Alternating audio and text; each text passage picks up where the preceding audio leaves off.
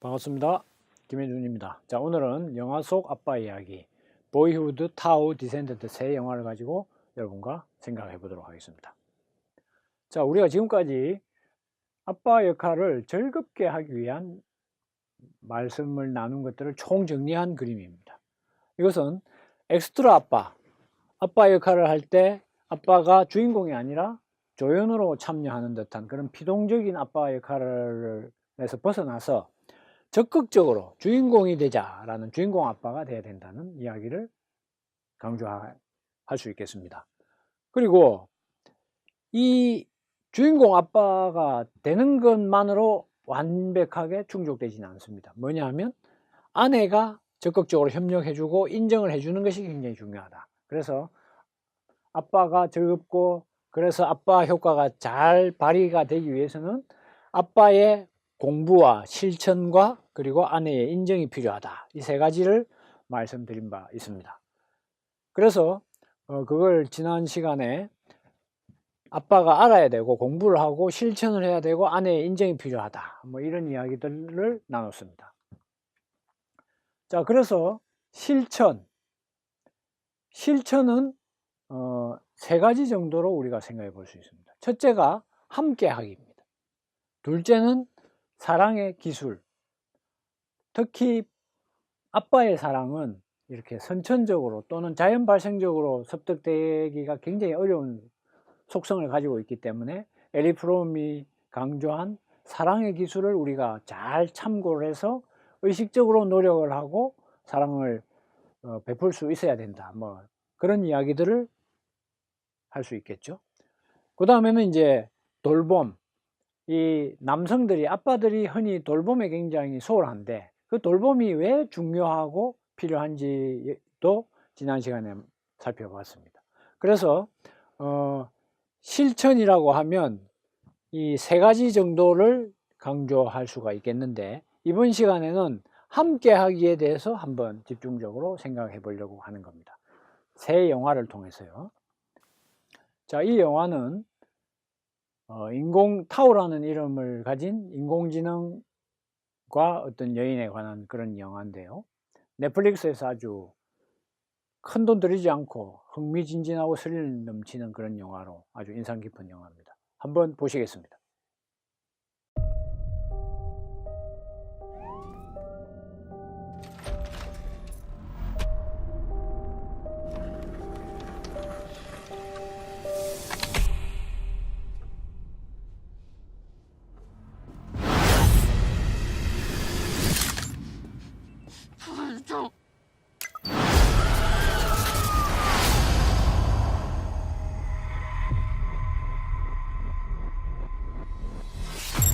What is this?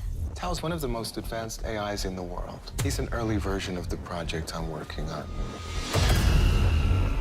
What do you want from me? I need you to complete the project. And what if I say no?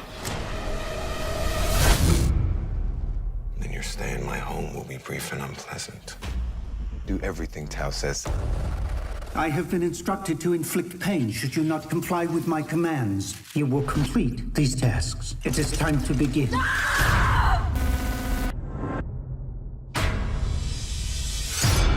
We should just wait for the police to find us. You want to die down here? No one was coming to save us. How do we get out? What is this place?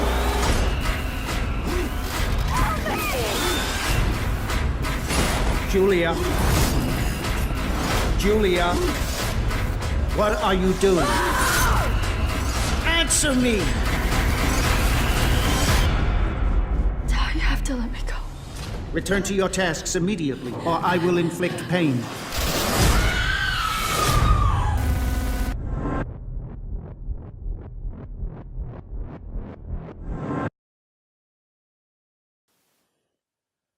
네, 어떻게 맛보기만 봐서는 좀 뭐 아쉬운 감이 있으실 겁니다만은 이 영화는 타오라는 이름을 가진 인공지능이 이 의사가 이 여주인공을 상대로 생체 실험을 하고 종국에는 살해할 수 있는 그런 환경 속에서 이 타오라는 인공지능의 그 감시 속에서 이 여주인공이 이제 끝내는 탈출하게 되는 그런 스토리의 영화인데요.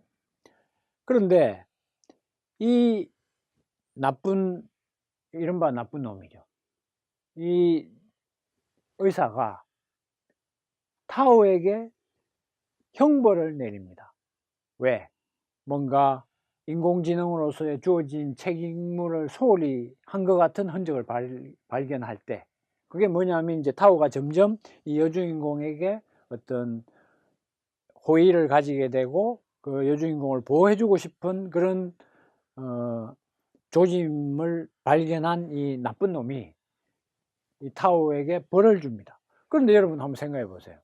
인공지능에게 벌을 주는 게 어떻게 벌을 줄 수가 있을까요? 이 영화에서 굉장히 중요한 장면이 나옵니다. 그것은 타오의 기억을 삭제를 시키는 겁니다. 그때 타오는 가장 괴로워합니다. 왜? 인공지능이란 한번 생각해 보십시오. 뭘까요? 결국 수많은 정보의 총합입니다. 그런데 그 정보를 그냥 뺏겨버리는 것이 바로 그 자기 존재가 빠져나가는 가장 고통스러운 그런 벌이 되는 거죠. 자, 저는 이 영화를 보면서 우리가 부모가, 아빠가 아이와 함께하는 기억을 만약에 뺏긴다면 그것은 참으로 아빠로서는 형언할 수 없는 고통이 될 수 있겠다는 그런 생각을 해봤습니다. 제 마음대로 한번 해본 거죠. 자, 그러면 제가 이제 그 이야기를 하기 위해서 한번 생각을 해보겠습니다. 함께 하기. 아빠 역할을 하는 데 있어서 함께 하는 것이 굉장히 중요하다. 이렇게 말씀을 드리고 싶은데요. 자, 여러분, 우리가 사회생활 하면서 경조사를 많이 챙깁니다. 그러면 여러분, 경조사 왜 챙기죠? 경조사를 챙기는 핵심은 기쁜 일이 있을 때 같이 기뻐하고 슬픈 일이 있을 때 같이 슬퍼하는 게 경조사 챙기는 것의 핵심입니다. 봉투 주는 것이 핵심이 아니죠. 물론 이제 요즘은 봉투라는 걸 통해서 모든 게 표현되는 세상이 되고 말았습니다만은, 아무튼 그러면 동고동락, 우리가 기쁨과 슬픔을 나누는 것, 경험을 같이 하는 것, 그 자체가 인간관계의 가장 기본입니다. 기본 중에 기본입니다. 자, 여러분, 우리가 평소에 인간관계를 잘 맺지 않은 사람이 자기 필요할 때 전화해서 좀 도움을 청한다거나 커뮤니케이션을 하게 되면 우리는 마음이 어떻습니까? 별로 내키지 않는 거죠. 꼭 지급할 때만 전화한다, 뭐 이런 식으로 되는 거죠. 그래서 평소에 하는 것이 굉장히 중요합니다. 그럼 평소에 하는 게 뭐냐? 평소에 하는 것 중에 가장 중요한 것이 바로 경험을 나누는 겁니다. 우리가 친구들하고 어릴 때 꼬치친구라고 그러죠. 어릴 때 우리가 막 나쁜 짓 하는 기억, 또 함께 수박서리 하다가 잡혀가지고 막 얻어맞은 기억, 이런 것들을 같이 가지고 있는 친구들하고는 두말할 나위 없이 절친한 친구라고 우리는 느낍니다. 왜? 공유할 기억이 그만큼 독특한 기억이 있기 때문에 그렇습니다. 그래서 자, 여러분, 아빠라는 사람이 아이들과 기억을 공유하려면 어떻게 해야 될까요? 함께 시간을 보내는 게 가장 기본입니다. 중요하죠. 그래서 그런 공유할 기억이 있어야만 그 다음 단계로 뭔가 소통, 커뮤니케이션 자체가 되는 거예요. 그런데 우리가 보면은 많은 경우에 자녀와의 소통 스킬 이런 거 이야기하면서 아이메시지가 어떻고 여러 가지 테크닉이 설명되곤 하는데 그거 사실은 다 필요 없습니다. 가장 중요한 것은 일단 커뮤니케이션의 가장 밑바탕인 인프라, 그 바탕, 미천이 있어야 돼요. 그 미천이 바로 경험을 공유한 기억이 있어야 된다는 겁니다. 그게 있어야만 그 다음부터 뭐가 되는 아빠랑 지난번에 캠핑 갔을 때 말이야 그때 너 이렇게 했는데 뭐 이런 식으로 이야기가 풀어져 가야 아이하고 커뮤니케이션이 원활하게 되는 거지. 평소에 일체 뭐 나눈 경험이 없다가 갑자기 길동아 너 오늘 아빠랑 이야기 좀 해보자, 대화 좀 하자, 이런다고 대화가 되느냐? 절대 안 되는 거죠. 그래서 함께 하는 게 그만큼 중요하다라는 그런 우리가 메시지를 타우, 인공지능이 기억을 뺏길 때 가장 고통스러워하는 거기에서 저는 이런 메시지를 여러분과 나눠보려고 싶었던 겁니다. 다음은 이 영화는 보이후드, 무려 12년간에 걸쳐서 이 실제 배우가 성장하는 과정을 쭉 추적하면서 촬영한 영화입니다. 이 영화는 굉장히 저도 보면서 이제 인상 깊었던 것이 이 주인공 소년의 아빠입니다. 주인공 소년의 아빠는 엄마하고 이혼을 해가지고 엄마가 이 아이 둘을 누나와 이 소년을 키우고 아빠는 한 달에 한 번 이렇게 아이를 보러 멀리서 차를 몰고 와서 아이를 만나러 오는 겁니다. 근데 여기에서 가장 중요한 것은 이 아빠는 비록 아이와 떨어져 살지만 적어도 한 달에 한 번은 반드시 아이에게 찾아와서 함께 시간을 보내는 겁니다. 근데 이 아빠는 굉장히 음악을 빠져 살고 로맨티스트인데 적어도 아빠로서의 가장 중요한 기본을 지켜 나갔다는 겁니다. 그게 바로 지속적인 경험을 축적해 나갔다는 겁니다. 그래서 이 아빠는 굉장히 성공적으로 아이들과 관계를 맺어가면서 비록 나중에 또 재혼을 해서 또 다른 가정을 꾸리고 살지만 그때에도 계속적으로 이 아이들과의 한 달에 한 번 만남은 이어지고 있었던 겁니다. 이 아빠의 그런 함께하기, 또 이 영화에서 우리가 교훈을 얻을 수 있고요.